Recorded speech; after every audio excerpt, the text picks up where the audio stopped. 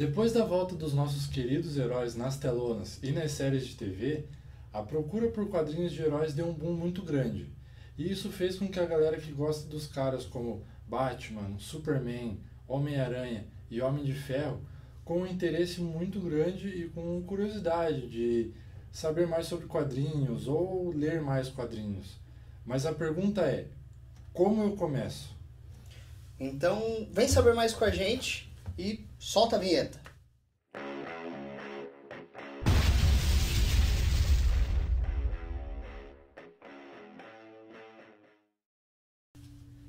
E aí galera, tudo bem com vocês?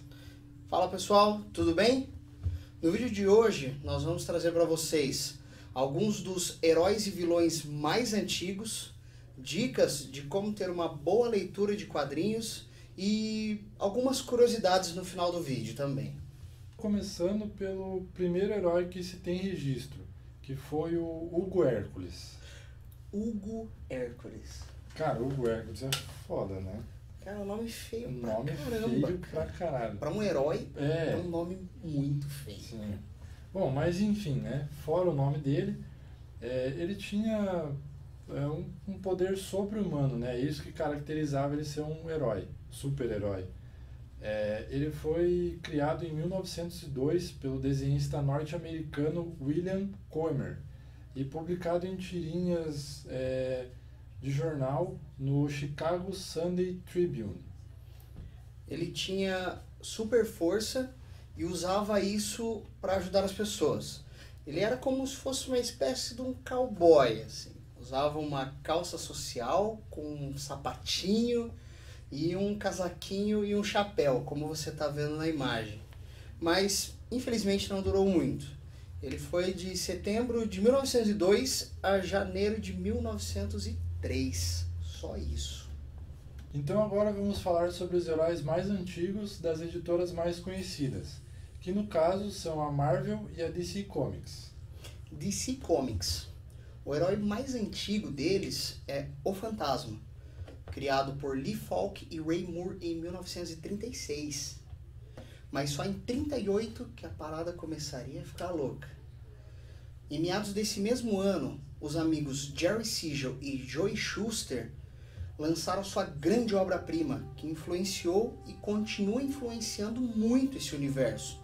O Mega Master Power... Quem? Superman.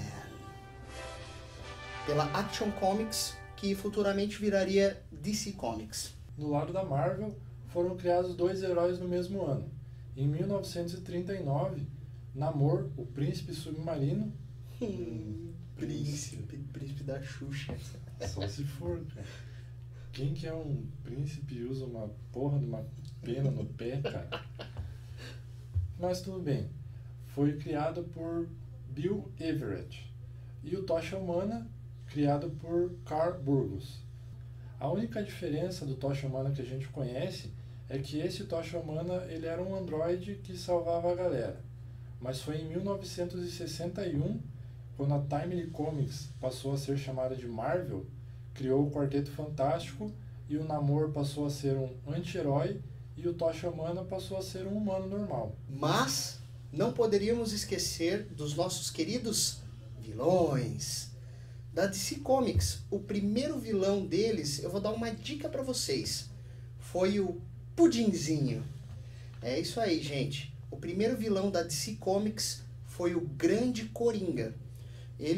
A sua primeira aparição foi em 1940, na primeira revista do Batman. Ele foi criado por Jerry Robinson, Bill Finger e Bob Kane. E na Marvel, o primeiro vilão foi o fodástico Dr. Destino. Ele foi criado em 1962, numa revista do Quarteto Fantástico, escrita por Stan Lee. E lembrando, gente, que os vilões daquela época, eles surgiram tão tarde, igual o Coringa em 1940, o Dr. Destino em 1962, porque os heróis, eles combatiam mais pessoas comuns, corrupção, eventos catastróficos. Isso é um exemplo do Superman, ou mesmo do Tocha Humana e do Namor. Não existia um vilão assim com superpoderes, ou planos maléficos, igual é o do Coringa. Antigamente eram pessoas comuns e depois eles inseriram esses vilões fodões. No máximo que tinha, às vezes, de fora das forças humanas, era tipo algumas aparições de alienígenas que tentavam invadir a Terra e tal. Mas nenhum com um nome específico. Com nenhum poder, assim, igual o Dr. Destino, ele usava boa parte da magia negra, né, para obter seus poderes e lutar contra o Quarteto Fantástico e outros heróis. Exatamente. E agora vem aquela grande pergunta. Por onde eu começo a ler e a entender esse universo? Nós vamos separar em 2 pontos. O primeiro ponto é que você pode começar do início mesmo, tanto pela Marvel como a DC Comics. Mas, sinceramente, ninguém começa do começo. Achar todos os HQs, mas todos mesmo, é muito foda. Porque são muitas histórias fechadas, misturada com outros personagens. Um exemplo disso é o Capitão América, que até hoje tem mais de 8.000 histórias. Mais de 8.000? Isso deve ser um engano. E a maioria dos personagens que conhecemos hoje tem mais de 60 anos. Então, para facilitar um pouco, as editoras elas fizeram uma releitura dos seus antigos quadrinhos. A DC Comics, em 2011, ela lançou os Novos 52, que excluiu alguns dos seus personagens e reescreveu a história de alguns dos seus principais heróis e vilões. Aproveitando essa onda, em 2012, a Marvel lançou a nova Marvel, que fez mais ou menos a mesma coisa que a DC Comics. O nosso segundo ponto é aconselhar vocês a procurarem por sagas fechadas, porque elas envolvem muitos personagens. Aí você escolhe o que mais chamou a atenção e procura por HQ solo. Mas vai a nossa dica para você. Realmente comecem por sagas fechadas. É mais fácil. Um exemplo mesmo é a Marvel. Está aí a Guerra Civil, que vocês assistiram há pouco tempo no cinema. E no filme são poucos os personagens, mas nas HQs são muitos. Então leiam os quadrinhos, escolham os seus personagens favoritos e depois procurem por história solo de cada um deles. Aí também tem a Liga da Justiça, que o filme tá para lançar, mas eu acredito que não vai aparecer muitos personagens, só os mais principais. E na HQ já tem um apanhado bem maior de personagens. Então procurem pelo que mais chamou a atenção e pé na tábua. E o diferencial das HQs é que elas mostram muito mais detalhes da vida dos personagens, como vida pessoal, como eles eram antes e o porquê de virarem heróis ou vilões, entre outras coisas. E agora vai algumas curiosidades para vocês. A palavra super-herói é uma marca registrada desde 1960 e nos Estados Unidos ela só pode ser utilizada pela DC ou pela Marvel. Então não importa se alguma outra editora quiser usar em seu quadrinho a palavra super-herói, ela vai ter que pedir autorização por essas grandes empresas.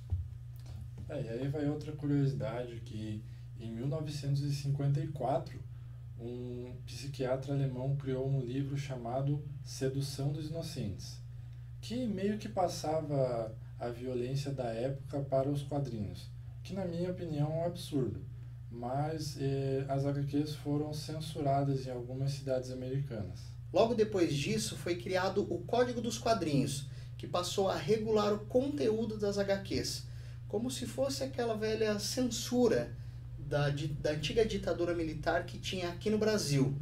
Era um selo que tinha no cantinho da capa das HQs, como esse selo que está aparecendo aí na tela para vocês.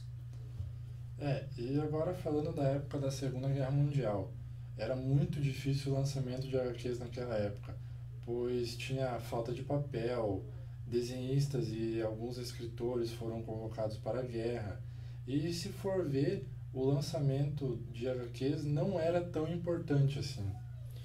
Para você ver como foi difícil essa trajetória dos heróis e vilões até aqui como conhecemos eles hoje. Então é isso aí, galera. Se você gostou do vídeo, se inscreve no canal, deixa o seu like, dúvidas, sugestões ou qualquer outra coisa que queira escrever, deixa aí nos comentários também. Valeus, falou! Dicas de como ter uma boa leitura de quadrinhos. Bom, então eu vou falar sobre o Primor. Primor. Caralho, foi isso, velho. Fala sobre o Primor. Tá. Foi publicado em tirinhas de jornal, no jornal Chicago, filho da puta, cara. Chicago, filha da puta. Chicago, filho da puta. O primeiro herói deles. Nossa. O primeiro herói. Caraca. O primeiro herói deles. Nossa. Nossa.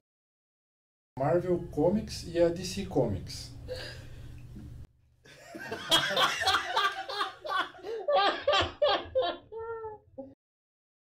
Criado em 1962 pelo Stan Lee.